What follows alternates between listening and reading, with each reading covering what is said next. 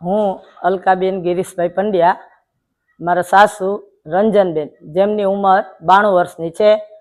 તેમને હાથમાં અને પગમાં બહુ ખરાબ ફ્રેક્ચર આવેલું હતું અને અમે ખૂબ ડરી ગયા હતા. અમે શિવ હોસ્પિટલમાં આવ્યા, નીલ સાહેબને બતાવ્યું. તેમણે ઓપરેશન ખૂબ રિસ્કી છે એવું કહેલું, પણ છતાં એમ કીધું કે ઓપરેશન થઈ જશે, ચિંતા ન કરતા.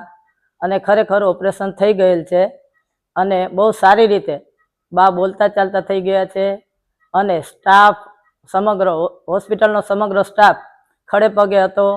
જ્યારે પણ જરૂર પડે કોઈ પણ જાતની અમને મુશ્કેલી પડી નથી અને આજે ખૂબ સરસ રીતે સાજા થઈ ગયેલ છે. અને હવે આજે અમે રજા લઈ અને જાય છીએ. અમે ખૂબ ખુશ છીએ હોસ્પિટલના કામથી.